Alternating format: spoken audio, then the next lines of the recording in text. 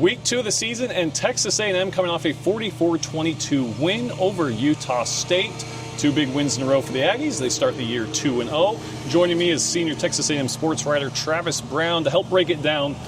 Travis, what'd you see out there this afternoon game, Aggies versus Aggies matchup? It was a little bit of a sleepy start, but then the alarm clock was Cassius Howell with back-to-back sacks. I know we're going to delve into that a lot more later. But after that, it really was, I mean, I know we only have a 2-game sample size, but it was very consistent. It was the most consistent they've been on both sides of the ball throughout these first 2 games, and I think that bodes well going into the test next week. They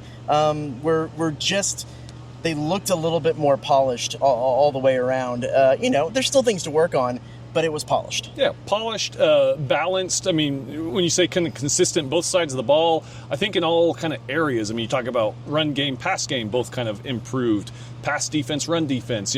Everything kind of seemed to mesh together. But let's go into the big moment of that game.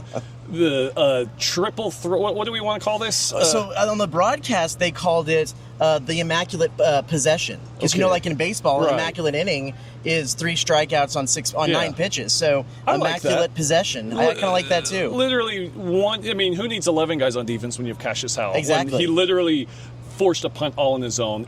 Insane. I think we both said.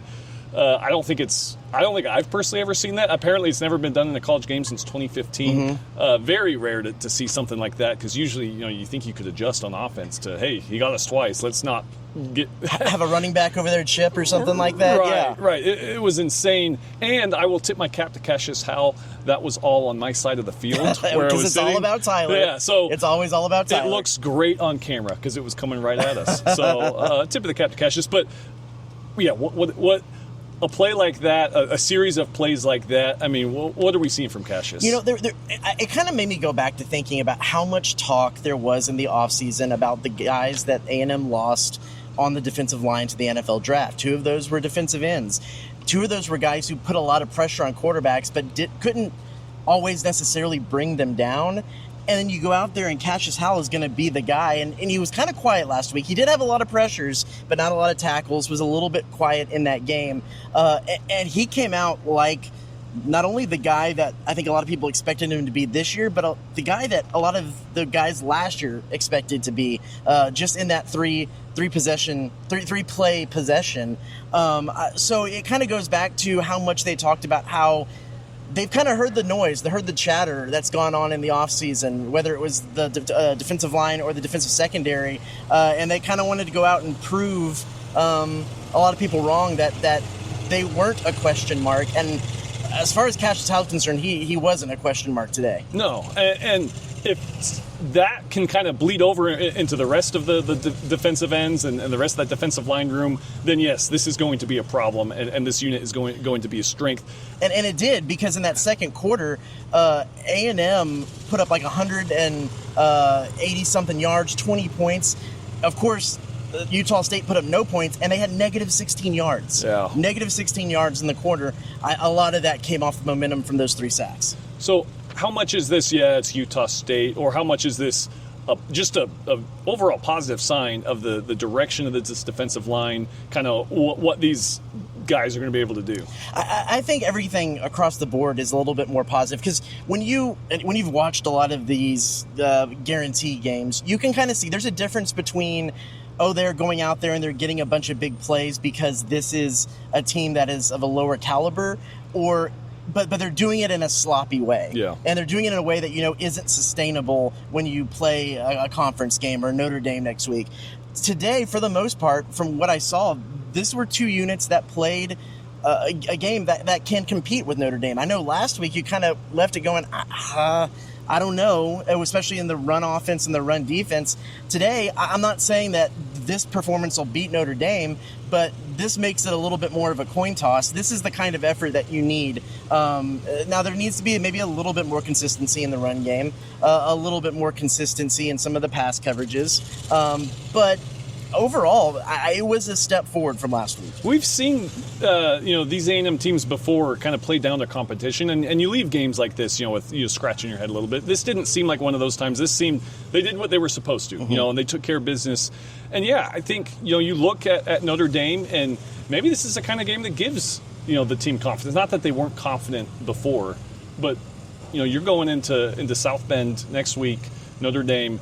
And you feel good about the chances that, they're going to be able to compete, and it should be a game next week. There's a lot of teams that say, and I'm probably, if you ask this team, they're going to say the same thing, that they block out the noise. This is actually a team that I think kind of thrives off the noise a little bit. They kind of thrive off of having a little bit of a chip on their shoulder, and usually those are the kinds of teams that go to road venues and thrive on the negative energy that's coming out. I'm not saying, we don't know yet if this is that kind of team, but they sure show signs of that a little bit. The other thing we need to mention, though, too, before we go any further, is the injury news that Mike Elko just brought up in the beginning of it. And that, of course, is first Trey Zune went out early in the first quarter and didn't return to the game. Then Marcel Reed, diving headfirst on a scramble play in the third quarter, kind of stayed down for a long time, but he was able to get up. He was in the tent for a while. He jogged off.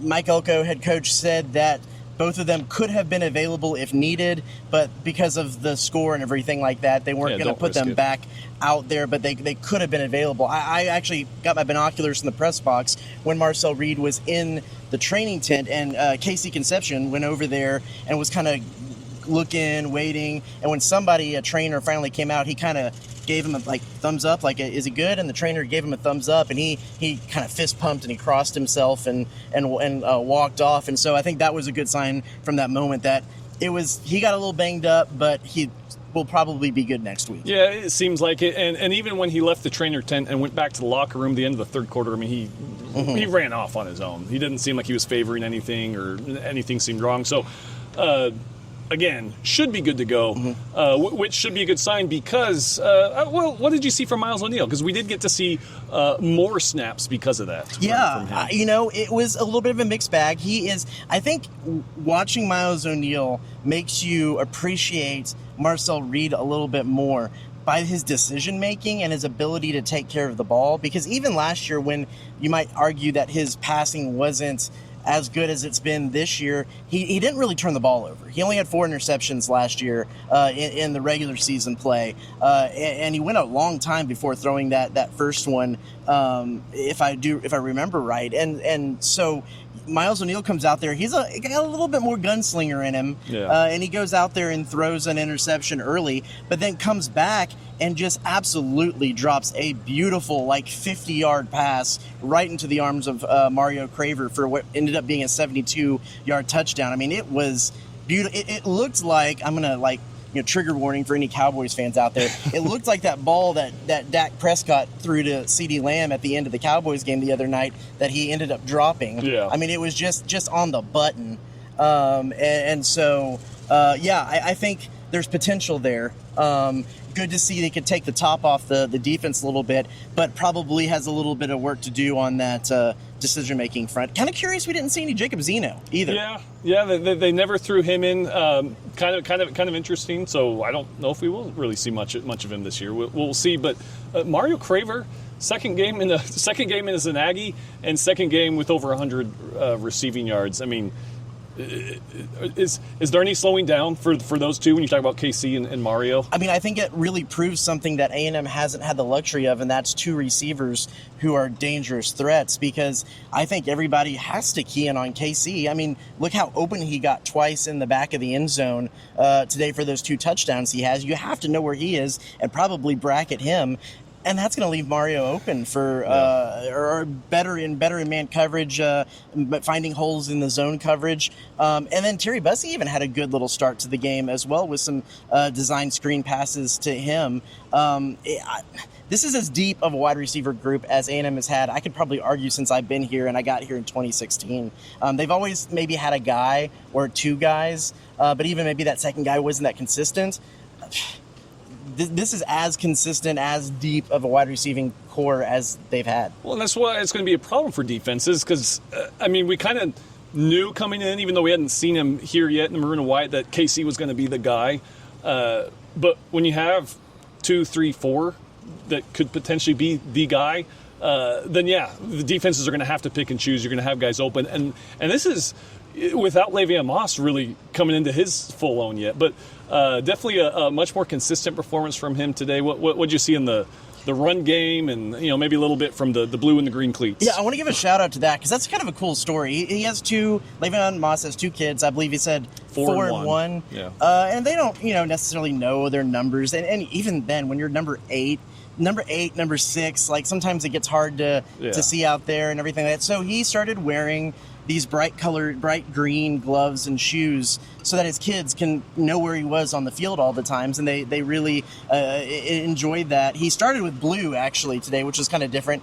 Transitioned to his normal green in the second half, but he even said his kids, when they sees the A&M logo, he knows to say that's Dad's job. Yeah, that's what where Dad goes to work every day, and that was a cool little tip of the cap to the kids. That's awesome. Well, and then obviously they're going to be able to see the cleats, but I will say for Le'Veon's sake, if he's breaking free and scoring touchdowns, it doesn't matter what color or number he's wearing. They're going to know that's true. That's Dad. It reminds me, so kind of off topic, but I took my daughter to the state championship game, College Station, a few years ago when Marquise Collins was the running back, and she said, Dad, number 0 is really fast. She always knew who number 0 was because he was breaking free and scoring touchdowns. The little kids, they'll know this one when you got plays like that. I want to go back to what we were talking about at the top of this because I didn't get to ask you about the triple sack. You, as you said, it's all about you, and it was coming in your direction. What did you see? Because I'm sure that was even more electric down on the field than what I was looking through my binoculars in the press box. Oh, it was insane. The reaction. So the first 2 times, either the first 2 or the two of the times, I mean, it was, if you're looking at, kind of how I'm looking at the game through my viewfinder, I mean, he is just coming out unblocked from the edge. I mean, he just beat his man every time. The first one, he does his big, that's his first sack of the season. Huge celebration, teammates come around. Second one, he dives and he's swimming. He does the swimming celebration, and everyone's getting, and you could just feel. I mean, 2 in a row. That's insane. The crowd and everything is getting into it, and then that third. I mean, I don't want to be hyperbole because I don't think this was the best crowd we've ever seen, but for today that was probably the biggest kind of pop and just the crowd getting into it and everything that was going on. Because that third one, then the celebration. I mean, the whole team is coming over at that point. They start, posing for the cameras on the sideline. Then they make their way down, and the coaches are fired up, and they're all headbutting him. It was probably the biggest moment of this. I mean, I know that season's only 2 games old right now, but it's one of the bigger moments that we've seen around here in a while. Yeah, that's true. When you can think back, but I think it was funny that he said after that third one, I asked him, he was laying on the ground, just kind of looking up to the heavens. I thought maybe he was being really contemplative about what just happened. He said, I was just really tired. And then one of his teammates ran over, started pretending to do CPR on him. He's like, dude, I can't breathe. Get away. So I thought that was actually pretty humorous. That it wasn't this deep pensive moment. It was more like that took a lot out of me, and I need a second. Anyone beats the line, gets to the edge 3 straight times. He did describe it as a flow state. I kind of like that. A flow state, that is pretty meta. So how do you get in the flow state? Well, usually it involves a Diet Dr. Pepper. Okay, there we go. And some nice headphones. I don't know. Yeah. I don't usually get into a flow state. Maybe when I'm writing, it's usually when I'm away from the newsroom and all the people who are talking to me. Maybe when we're done with the day. Yeah, my flow state is when I'm sleeping. Yeah, that's fair. But I think overall it was just a really consistent performance. We actually just talked about Le'Veon's gloves, and not really. I think he showed the signs of kind of the next step. It was a really powerful run on that touchdown, 20-yard touchdown run. He had to break a tackle and stiff arm a guy. He even said, I kind of thought I was going to get tackled, and then I didn't. That was kind of cool. I think the overall thing is we have heaped a lot of praise on the team, and I think it's worthy of the performance they had, because like we said, it was a performance where they you could tell they weren't playing sloppy. They were playing at a level that could be replicated at Notre Dame, but next week is the challenge. Next Yeah. week is and you could go out there and they have the guys who maybe could lock down both Craver and Casey Concepcion, and then they're going to have to find that third. Like, that's the flow that you're going to start seeing into SEC play. So yeah, they passed the first test, but then there's the second test. It starts next week, and it gets harder from there on out. 100%. I mean, obviously the competition level just amplifies a ton. And again, I've said this before the season started. We're not really going to know a whole lot. I think we do have learned a lot about this team, but really of how it's going to look until they play against Notre Dame. You know, how are Craver and Concepcion going to mix in there against Notre Dame? Will they be able to get the run game going? Will they be able to get the run defense? And will they be able to the stop? right way? Yeah, because Notre Dame's a team that can take advantage. If they're not in the right gaps, that could be a long day for the Aggies. All right, well, 44-22. That's your final 22-point win for the Ags. 2-0 on the season, and it starts hitting the road next week at Notre Dame. But for now, at Kyle Field, for Travis Brown, I'm Tyler Shaw.